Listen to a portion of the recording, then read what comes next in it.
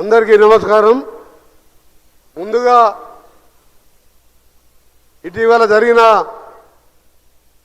పహల్గాం దాడిలో అమరులైన వారికి నివాళులు అర్పిస్తూ ఆ ద్రోవుల చేతిలో వారిని మట్టి కర్పించడానికి మన వీర జవాన్లు చేసిన వీర జవాన్లు ఒక ప్లాన్ ప్రకారం టెర్రరిస్టుల ముఠను అంతం చేసిన వీర జనాలకు సల్యూట్ చేస్తూ ఈరోజు ఒక మహత్తరమైన కార్యక్రమం దాదాపు 103 రైల్వే స్టేషన్లో గౌరవ ప్రధానమంత్రి వర్యులు నరేంద్ర మోడీ గారు వర్చువల్గా 103 రైల్వే స్టేషన్లు రీడిజైన్ చేసి అధునాతనమైన మోడల్లో ఎయిర్పోర్టులను తలపించే విధంగా ఇప్పటికే ఎన్నో స్టేషన్లు చేసుకున్నాం.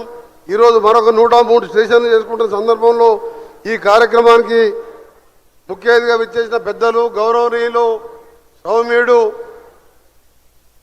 కేంద్ర మంత్రివర్యులు కిషన్ రెడ్డి గారికి, అలాగే సోదరుడు అనిల్ కుమార్ యాదవ్ గారికి, శాసనసభ్యులు బిర్లా ఐదే గారికి, అలాగే డిఎం రైల్వే అరుణ్ కుమార్ జైన్ గారికి, రైల్వే అధికారులకు, వేదికపైన ఇతర నాయకులకు, మా అక్క చెల్లెళ్లకు మీ అందరు కూడా హృదయపూర్వకంగా నమస్కారాలు తెలియజేసుకుంటూ ఈరోజు బేగంపేట రైల్వే స్టేషన్ చూస్తుంటే నిజంగా నమ్మలేకపోతున్నాం. అదొక మనం చిన్నప్పటికెళ్ళి చూసే రైల్వే స్టేషన్ అది.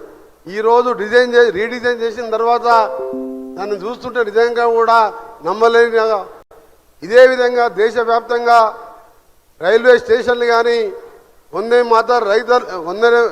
మాతరం పేరు మీద వందే మాతరం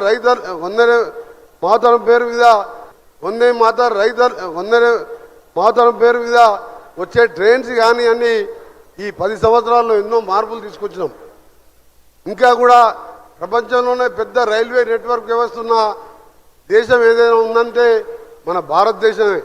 అలాంటిది దాన్ని పేద ప్రజలు వాడే, ఎందుకంటే పేదవాళ్ళు ఎక్కువ ట్రైన్లలో బస్సులలో ప్రయాణించేవారు.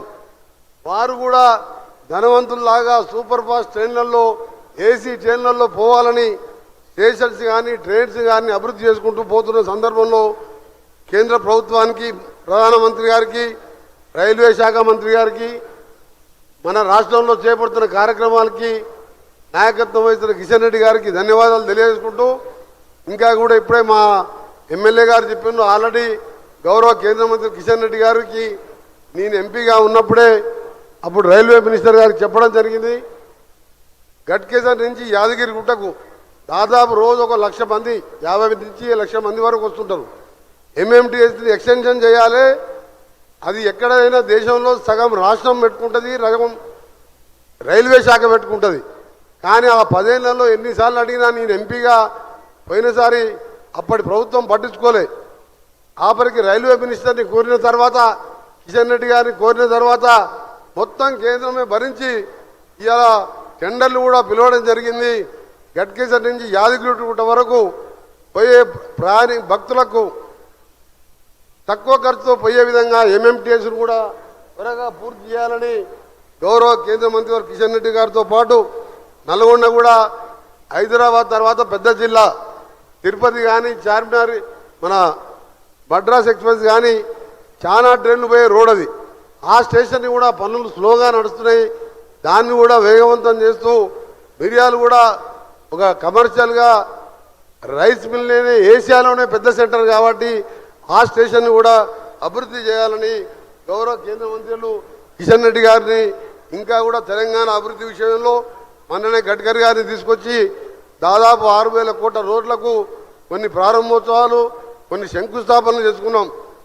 ఆ విధంగా కేంద్ర మంత్రివర్యులు కిషన్ రెడ్డి గారు చొరవతోని ఇంకా కూడా కేంద్ర ప్రభుత్వం మీద ఎప్పటికప్పుడు మేము సమస్యలు తీసుకొస్తుంటున్నాం. వారు కూడా మాకు సహకరిస్తున్నందుకు ధన్యవాదాలు తెలియజేసుకుంటూ, ఈ గట్కేసర్ లైన్కి సంబంధించిన ల్యాండ్ ఎక్వేషన్ ప్రపోజల్ పంపించండి.